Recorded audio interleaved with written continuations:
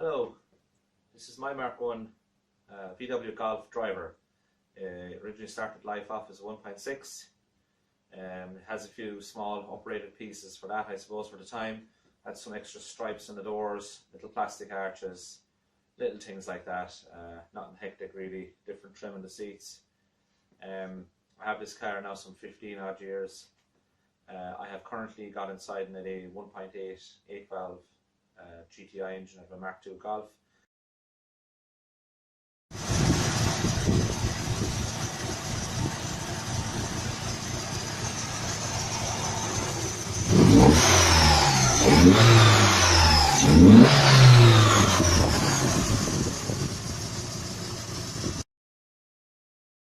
Been running strong for a few years now.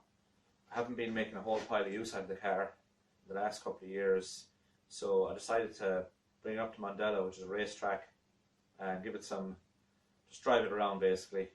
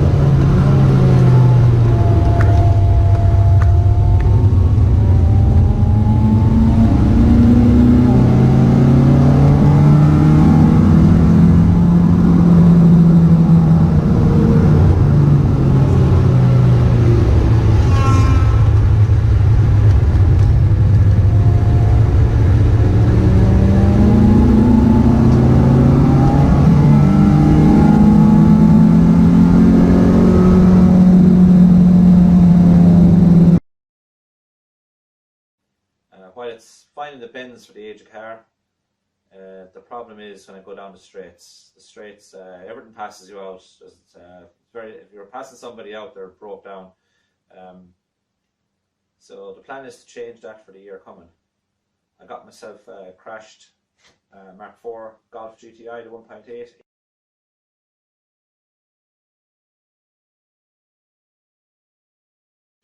That'll be 150 horsepower standard. I have the ECU deimmobilized and the stage 1 map on it, which is 210 horsepower. So I had this car roll and roaded in Kerry some years back, and it makes 110 horsepower, which is not too bad for a Mark 2 engine. It does have a 4-branch little chip in the ECU, and the air mass meter is put on a click, and it's got decent compression and good shells and stuff like that. The engine was rebuilt. It's just, to make more power takes a lot more money. So the Mark 4, damaged Mark 4 GTI was €300. Everything is there for the car, so you get the engine, the gearbox, the ECU, the loom, the pump, fuel pump, like all that stuff.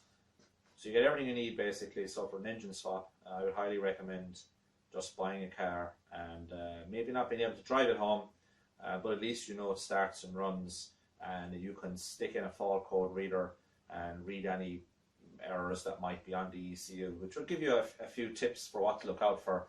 Maybe there might be some of the old air pipes leaking, like the vacuum tubing, which there was in this engine I bought.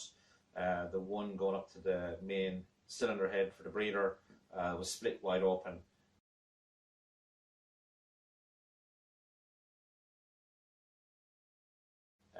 So that car would never have been running right in the last owner's hands, because it puts the car into limp mode and lowers the boost and stuff like that. So it still feels quick compared to something else, but it is by no means running properly.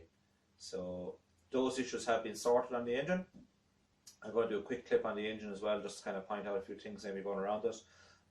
This is not the first person to ever put one of those engines into a Golf.